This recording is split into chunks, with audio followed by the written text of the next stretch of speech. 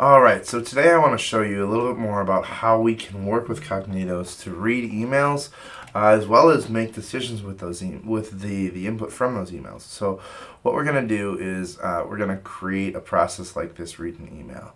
And I'm going to just walk you through what I did to get this far so that you can see how to get there. So first I actually started in Playground. And I started with this untitled Playground. I wrote some of the plain English to get to creating a process. I clicked create a process, and then I said to read, I believe I said to read an email. Yeah. And so that's a valid process name, and I created this process over here. So the read an email that's in a draft process. So I click on here. As you can see, I have done some editing here already, and so based on my findings, I'm going to go ahead and tweak this a little bit more. But what we're doing is we're getting the email subject, so we're getting the subject from the email itself, getting the email body, and then we're getting the attachment, and we're calling it the file, right? In this case, we know that there's one attachment, so that's fine. And then we're doing something new here. It's called Ask Concierge. And so what we're saying is send the following information over to GPT.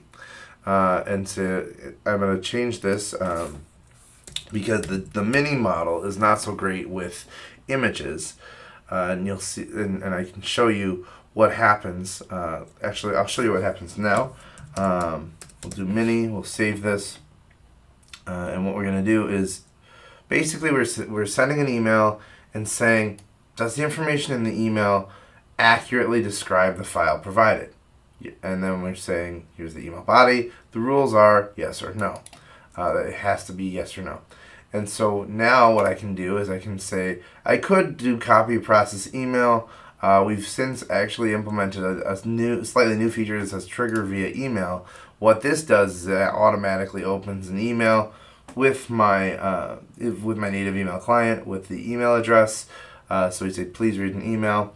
I have a picture here. This is not my dog. It's off the internet, but it is a dog. And here you go. It's a cute little puppy. There you go. We're going to just drag and drop this from my other screen. You can see his cute little face. And so we're going to say, this is a receipt. Okay. And so we'll do that, period, send. Now when I send that, I'm going to be able to go over to the runs, and you'll see that I've done some testing previously with the same picture because I wanted to see what would happen. But once that goes through the email servers, it's received at Kognitos, we're going to see that come through, and we'll go through all the steps.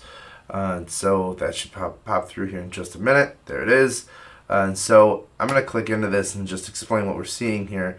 Immediately you see all the metadata from the email, so the body, the HTML, the sender, subject. So this is all information that's put into a variable so that you can use it. I show that by getting the email subject and the body, right? And so here we're saying this is the subject, and if I click on the light bulb, it'll say please read an email. That was indeed the subject. Here is the email body. And then the attachment file, of course, our cute little guy right there. Now we go ahead and get an Ask Concierge, and this is where I'm going to talk a little bit about nuance of models, just a little bit. If we click on this light bulb, it says, I don't know who they are. From my brief experimentation here, I've learned that if we change the model, it actually changes the outcome. So what I'm going to do is, and this is another feature within Kognitos, I'm going to go ahead and edit this run in draft mode, and I'm going to just drop the mini, so we're going to run it at GPT-4o. And so when I run it in GPT-4o, let's see what that output is.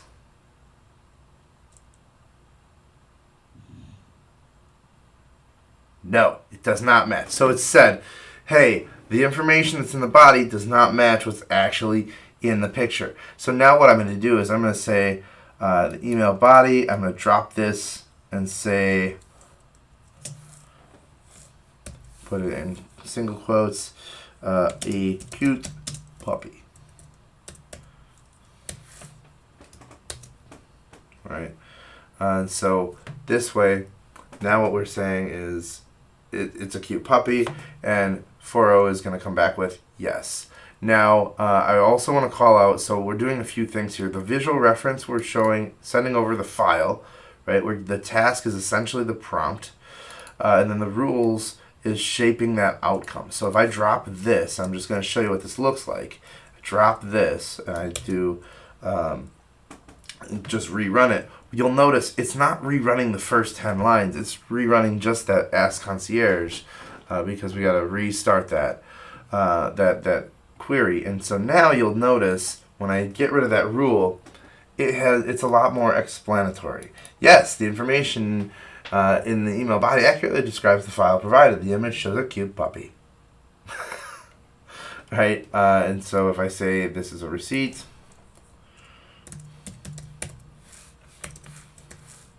and just do that, the negative test here. So now we should get something just as chatty, if not more so, that says, no, it's not. Yep.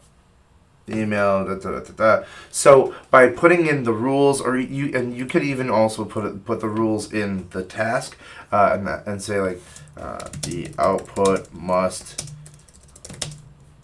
be yes or no.